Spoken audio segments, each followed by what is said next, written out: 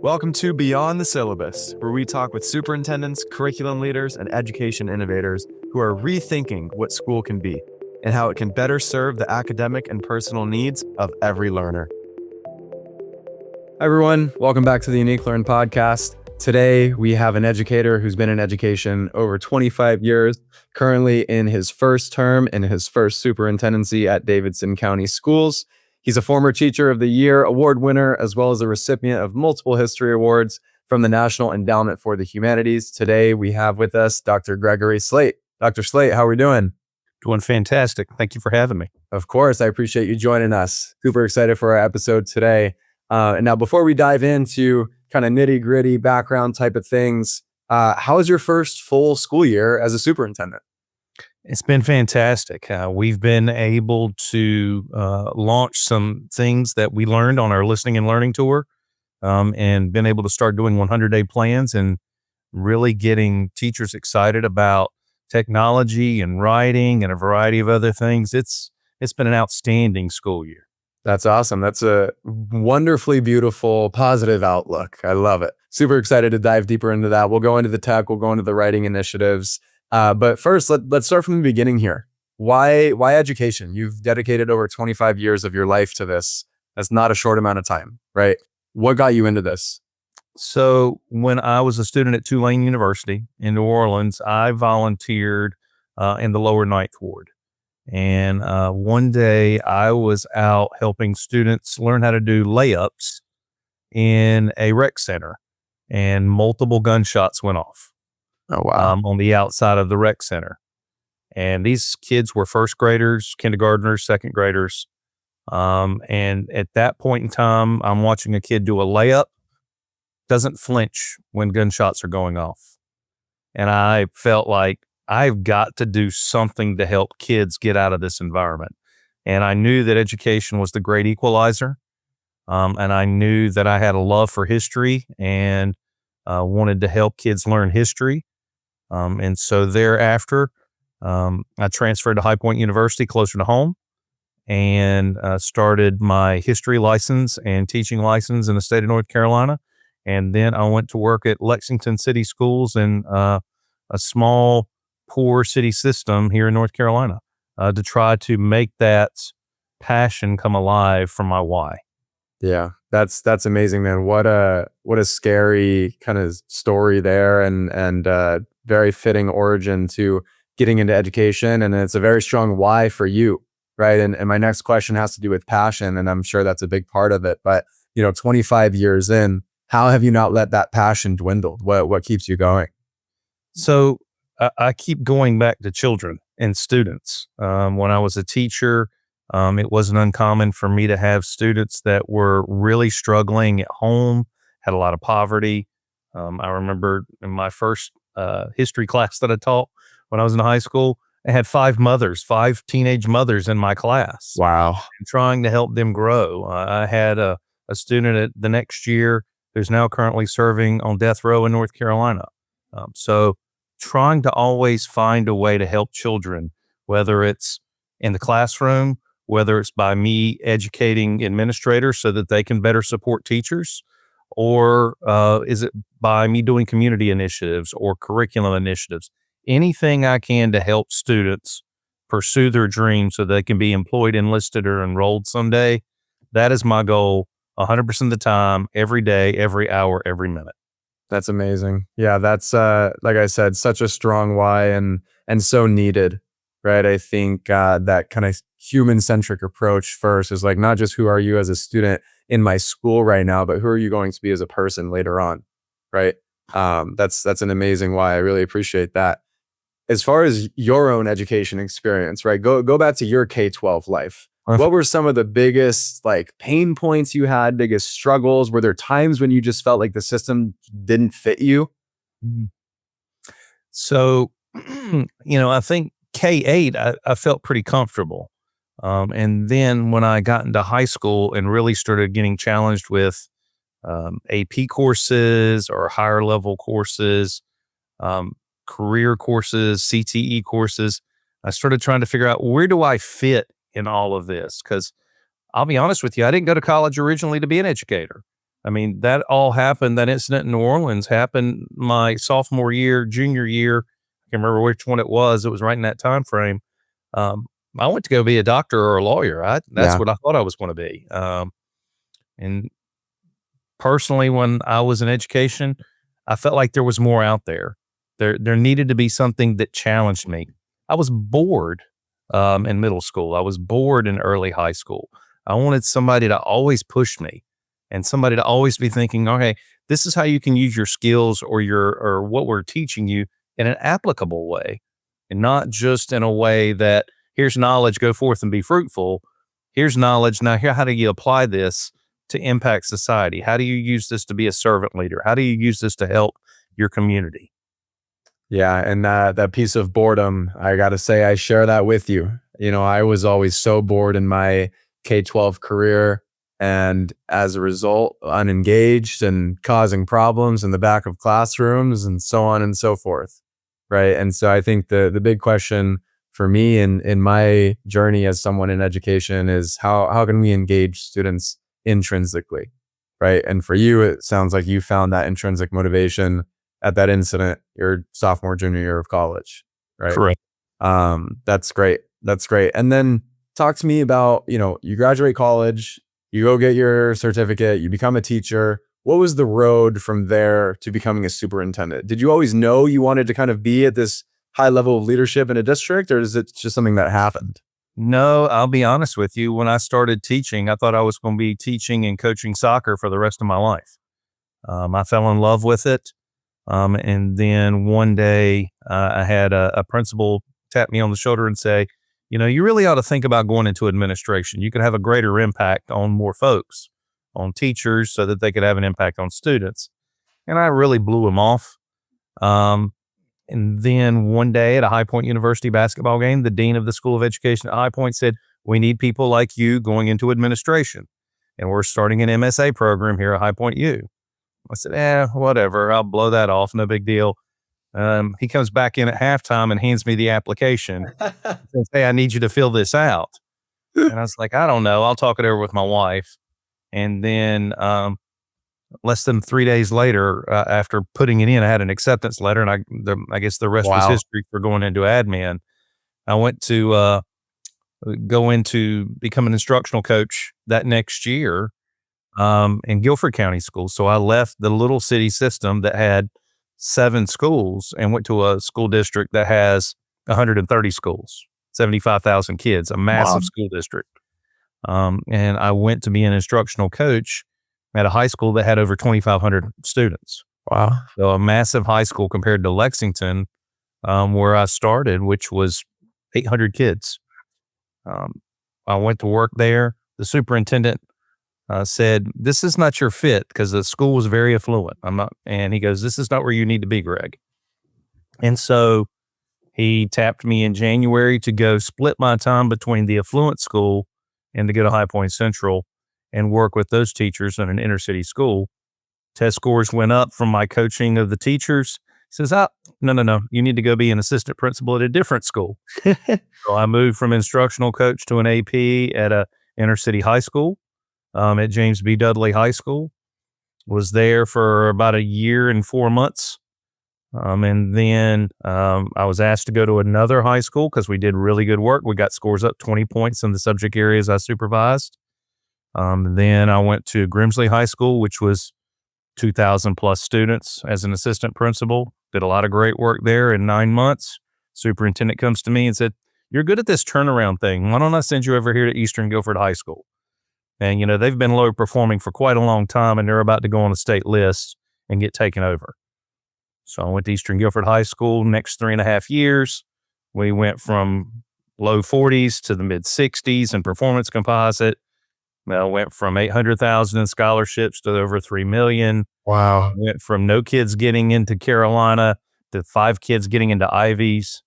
I mean, we turned the needle and really pushed the envelope, so to speak, at Eastern. But that wore me out, because turning around places wears you out. Yeah. So the superintendent at the time, Mr. Mo Green, who's now the state superintendent in North Carolina, looked at me and he said, Greg, I got another gig for you. I want you to come to central office. And so I went to student services and emergency management. Nothing I'm familiar with, but I developed community action plans and emergency action plans for that large system in Guilford County of 130 schools and 75,000 students, which they didn't have before I got there. So did that for 3 years. And remember that principal that tapped me on the shoulder and said, you should be an admin? Yep. He was the superintendent in Rockingham County. He says, That's hey, Greg, awesome. why don't you come up and work for me again? And so I went to work for Rodney Shotwell again. And this time I was executive director of secondary schools, athletics, administration up in Rockingham. Did that for 7 years, coaching principals, helping assistant principals, helping instructional coaches. But then he's looking at me and he's like, Greg, this isn't your ending point. You really need to be a superintendent. And I said, well, I don't know. Yes, you need to be a superintendent. So I went to Rowan Salisbury schools where I was the deputy superintendent, chief administrative officer for the 2 years after that. And then I landed here in Davidson County. Along the way, I did the things, went and got my doctorate and all of the stuff. So yeah, that's amazing. What was it about you, where shout out Rodney, it sounds like, but what was it about you that as a teacher, Rodney came and tapped you on your shoulder, and at that basketball game, the person at High Point came and tapped you on that shoulder? What did they see in you? I think it's my ability to make relationships. I'm able to build relationships with folks, see internal leadership in other people. I have a really good human resource eye for the most part. So I can see when folks have talent and how to tap that talent. I see how to motivate folks. I'm an old coach, so I know how to motivate folks and lean into those difficult conversations that sometimes you have to have one-on-one with the player when you're a coach, one-on-one with the student when you're a teacher, one-on-one with a teacher when you're an administrator. Yeah. And now for me, one-on-one with other folks in my district. Yeah. And those leadership qualities are huge, right? And oftentimes coaches are some of the best teachers, and some of the best teachers are some of the best coaches, right?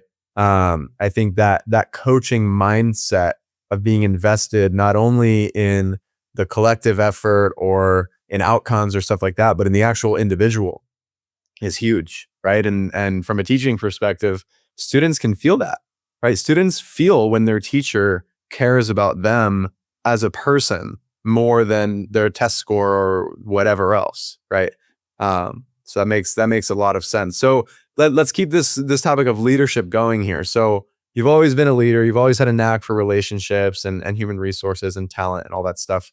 What are some of the biggest leadership principles you've picked up along the way, whether from folks like Rodney, and what are some of your own that you've kind of developed and really have placed in Davidson County now? Oh, wow. That's a good question. One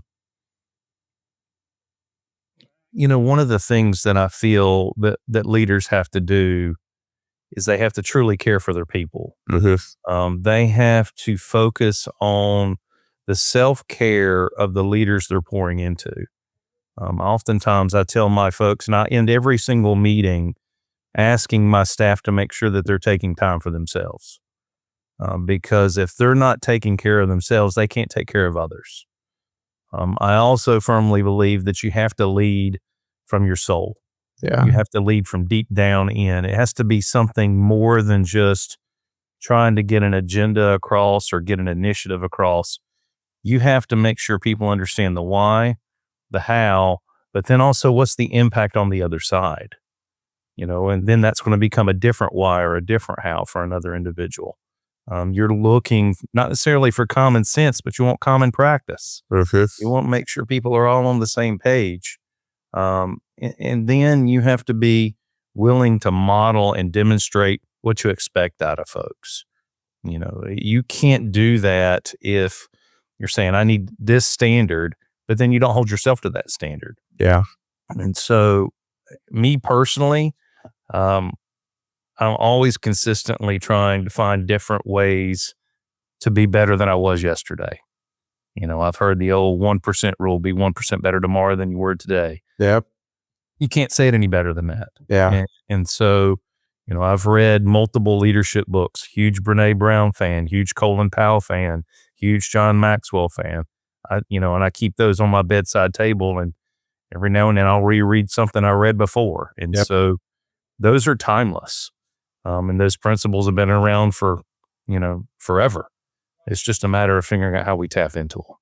Yeah, I think that's so well put. The idea of common practice, right? And I think of that oftentimes as shared language, right? I think we have a shared language deficit, not only in society, but especially in education, right? If I ask you what does learning mean? What does being smart mean? What does performance mean, right? Like we'll all have different answers. And I think that that faces us with a huge problem, because how are we supposed to solve a problem of engagement if we can't agree on what engagement means, right? And the idea of leading with your soul from deep down, right? There's something different between a manager and a leader, right? A manager shows up, they walk into work every Monday, and for the sake of their own personal gain or whatever, they're just making sure everything's in line, right? A leader shares a mission with the people they're leading. Right. Absolutely. So I completely agree with you on that. Let's transition now into some stuff you've got going on as a superintendent over at Davidson County. We talked a little before the show about use of technology, implementation of AI. How are you guys thinking of tech, especially as rapidly as it's moving? So, little background about Davidson County: we didn't become one-to-one until the pandemic. So this district was, I affectionately refer to it as about 10 years behind. And then I joke with my board all the time, we're going to get in the 21st century on everything we do.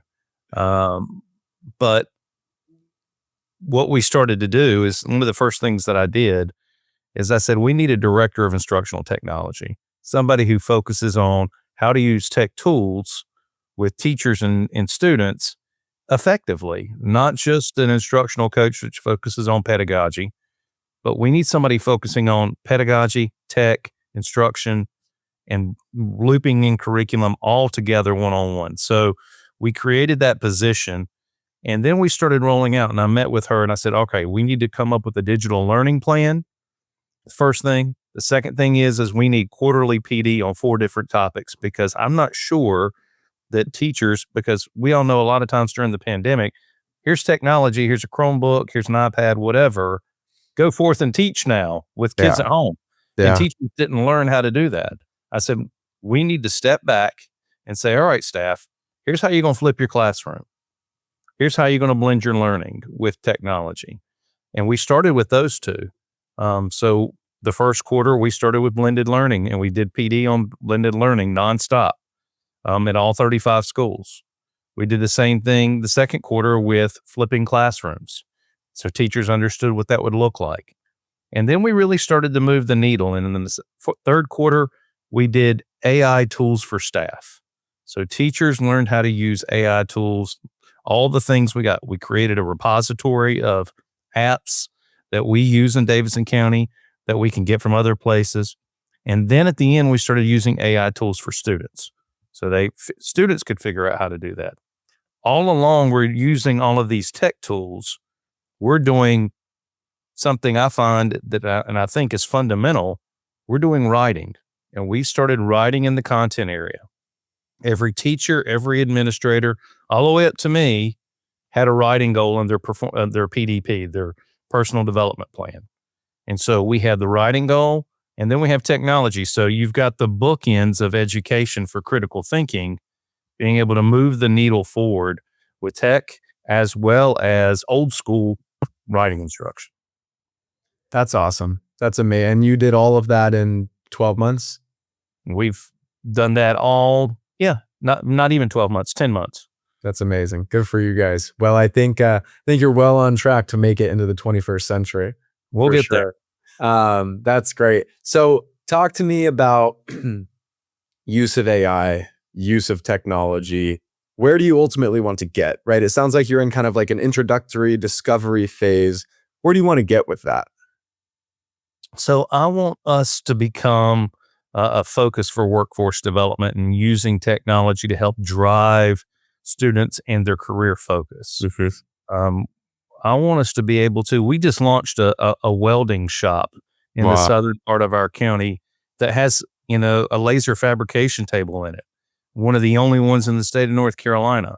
And the whole facility is state of the art. Kids can do all three types of welding there. And we have Kaufman Trailers, which is the largest trailer producer in the country, that just signed a contract with Amazon. So, I mean, they're in our own county, and we need to be able to have kids get ready for that. But that's a lot of hands-on work. But what they don't tell you is when you're doing welding, you also have to be able to read diagrams. You have to do a lot of technical reading. You have to be able to, a lot of the stuff that's going on with technology and AI goes into that fabrication field. Yeah. So we want kids to be able to understand, here's how you write what you want AI to do, which will improve your outcome on something you're crafting fabric in a fabrication market. Yeah. Same thing with ag. We are a huge agriculture county in various parts, but we do ag machining. And so we want students to be able to understand AI is slowly moving into the business world where it's taking over all kinds of things. I mean, I read an article this morning on my way to work that AI is learning how animals talk. So humans can talk with animals. And I'm sitting there going, that's crazy.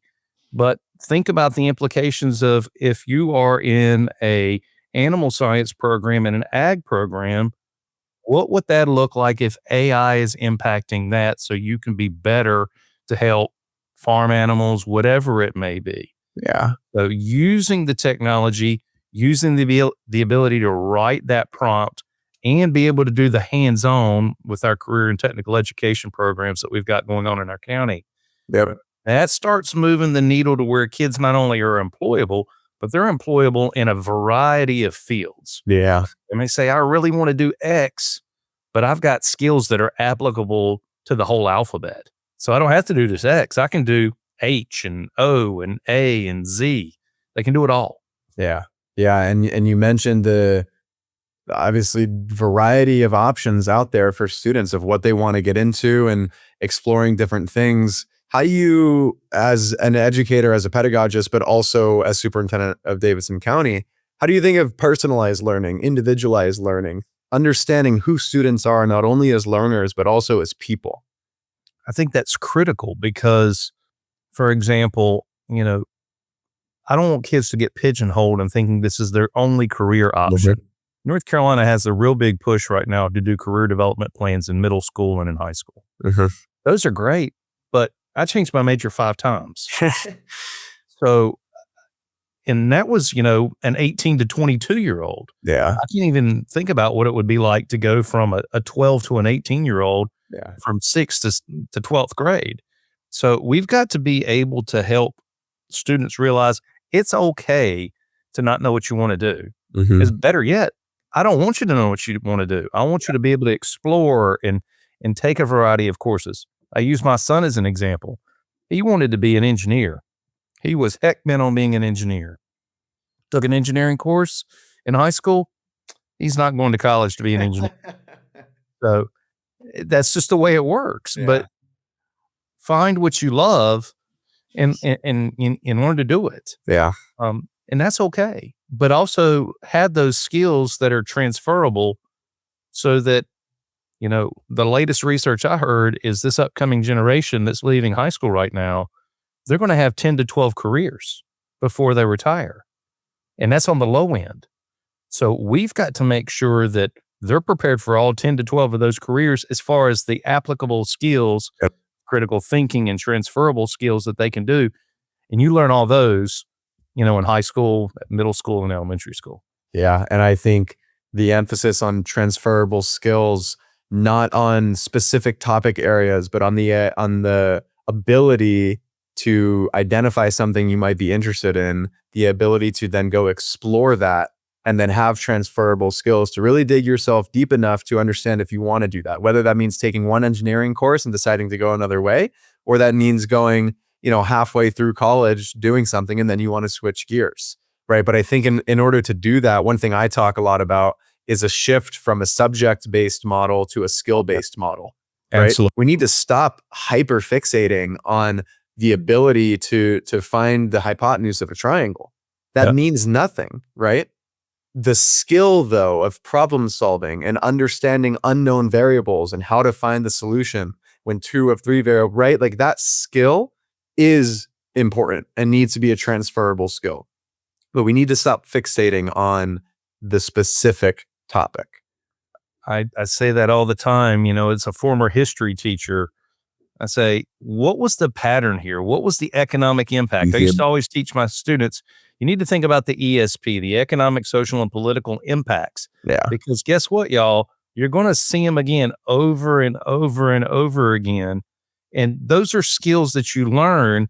And you don't learn them just in history class and social studies, but you see those in business. I joke, scarcity is introduced in the 2nd grade. We just don't call it scarcity. We call it wants and needs. So we've got to learn to think about things like that and say, these are things that you can see and you can use. And when you're developing your own way of learning and how you want to do things, you have all of these transferable thoughts and skills in your mind that you can take and run with.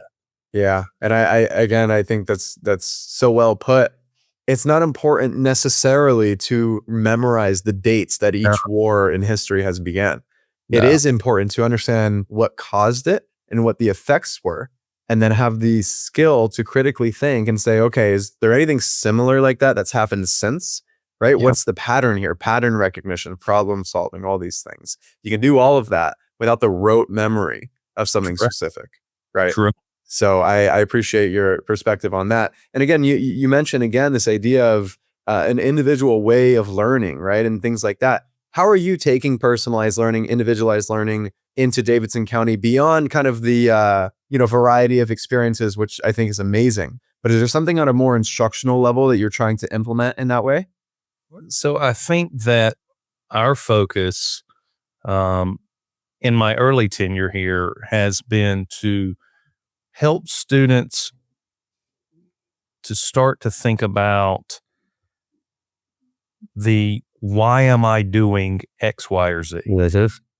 I know that's at its foundational level. We're not at a deep dive yet in it by any ways and means, but we're getting there with students being able to say, okay, why am I doing this? And then being able to say, how do I apply what I learned with, you talked about the hypotenuse of a triangle. Well, how do I apply that when I'm building a building or a roof? Why does pitch matter when I'm building this roof? Because we have construction classes in parts of our county. Well, why is that important? Well, being able to say, this is the math that goes with this, and this is why I'm doing what I'm doing. Because, hey, it could be safe or it could be unsafe. I think that why is one of the most important pieces, not only of education, but just life in general, right? Why are you doing what you're doing, right? I mean, going back to our conversation on leadership, like, are you being a manager or are you being a leader? Mm-hmm. And oftentimes the difference is whether or not there's a why behind what they're doing, right? Or what that why is. I think education really falls short right now of helping students understand that why and realize that why is crucial, right? I think there's a lot of flooding students with extrinsic motivation and extrinsic rewards and stuff like that. And it's damaging, right? We really need to be focusing on what is intrinsically driving you. And if nothing is intrinsically driving you about this specifically, what do you want to do? What will intrinsically drive you to do something, right? And so I think that's at least our approach on personalized learning, and sounds like you have a shared perspective there as well. We do. And we've found also that when we are doing our character education modules with our students, that really helps them start to understand the why of the human element of what they're doing and the impact of what they're doing. So they can understand when we talked about building a roof or whatever, and the roof collapses, then all of a sudden that character lesson of empathizing for their fellow man being hurt comes to real life, because they're like, oh my gosh, I didn't build a good quality product, so somebody got hurt. So they start seeing there is a connection between character traits and empathy and their fellow man and leadership and all of those things, and the why and the application of knowledge. So they realize that education must be a continuum, And it's not just rote. It's not just Yeah. facts. It's got to be much, much deeper. 100%. 100%. Sounds like you have a ton of amazing things going on from a technology, AI experiences perspective. Tell me, what are some of Davidson County's biggest pain points right now? What are some things that a lot of emphasis is placed on, you're pouring resources into? What's top of mind? Well, I think every educator would say budget and finances, and we're no doubt. We are funded at 115 out of 115 school districts in North Carolina. From Meaning our like the lowest funded? I'm the lowest funded by my county commission. Wow. And so we are always trying to find ways to pour into our people and not so much programs. So, that's one pain point, but it's not all pain points. Yeah. I think that recruiting and retaining staff is always going to be a major challenge for every superintendent. But I also think that being able to when you keep your staff, make sure you keep high quality staff. And I don't have the capability to pay compared to some of my other neighbors. But I've got to find ways to keep them that are not monetary. Yeah. I've got to have folks. And so I try to create a family atmosphere. I try to make sure that people love coming to work every day. They feel appreciated. They understand that we're about the human element and we're going to take care of them. And so that helps with our turnover to keep it fairly low, because they could go one county over to Winston-Salem or to Guilford and make 14 to 20% more than they make with me. Yeah. The budget is definitely sounds like hitting everyone across the country, but 115 out of 115, that's no joke. I commend you a ton for that. And I think your mindset is totally right there. If you don't have the monetary resources necessarily to pour into things, you have to pour into the qualitative, the relationships, the people, right?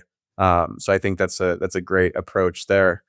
As kind of our wrap up topic here, what as you reflect on your career so far and you look forward to however many more years of superintendency you hope to have, what do you hope your legacy will be as an educator? What do you hope to leave behind you, not only in Davidson County but just in education? I want folks to think of me as a listening leader, as someone who listened and took what they had to say and tried to act on it, help improve outcomes for everybody. Really focused on this is how we need to move the school district forward. My vision regarding technology and writing, that all morphed over time from what I heard from teachers, from community members, from family members, whoever it may be. I want folks to think of me as someone who poured their heart and soul into children, into my staff, and that I listened to every one of them and tried to act on it as best I can. Yeah, that's amazing. And that's a consistent theme I hear when I talk to people about leadership is listening, right? This is now the second episode in a row that I'm going to say we have 2 ears and one mouth for a reason, right? The ability to listen and understand the needs of your people and stuff like that is what really makes a great leader. So I think that's great. What would you say to someone who's maybe just starting their career in education, is a teacher, maybe an admin, and hopes to be in your seat one day? If you're starting your career as a teacher, make sure you're listening to your students and listening to their perspectives and what they're going through, because what each child goes through will help shape your heart and help shape how you respond to various situations as you continue to grow as a teacher. If you're just starting out into administration, I would say, please listen to your staff, listen to your parents, listen to the community, but don't forget where you came from. And as you don't forget where you came from, lean into that past, but also start to develop of how you want to see your future. Develop your own personal vision. And as somebody who is about ready to step into central office work or superintendency, all of those same things I just said, they're applicable to you as well. But not only are they applicable to you, but now start thinking about how do you set things up to be sustainable. So superintendencies are not long-lived. AASA says 2.3 years is the national tenure. I hope to make it a heck of a lot longer than that. But to make sure that you are able to figure out how to make things sustainable in your county or in your school system, so that your teachers and everybody focuses on that piece that carries the school district forward. And last but not least, make sure you take care of yourself, because if you don't, you can't take care of others. Yep. I love it. I think that's a great note to end on. Dr. Slate, I really appreciate you joining us on today's episode. I hope you had a great time. And is there somewhere where you want people to find you, ways they can support Davidson County? I'm on Twitter, X, and it's Slate_Ed. But if you really want to find out what's going on in Davidson County and you're on Twitter, it's #DCS Future Focused. And so you can see all the things that we're posting there. You can find us on Facebook, in Davidson County Schools, North Carolina. But I'm not in it for me, but most certainly come see what we're doing in Davidson County and see what you can take back to your school district to help you. I love it. I appreciate you joining us, Dr. Slate. Thank you, sir. It's been a great time. Thanks for listening. Got an idea, a story, or a question about what we discussed today? We'd love to hear from you. To learn more about Unique Learn, follow us on LinkedIn and YouTube, and visit uniquelearn.co.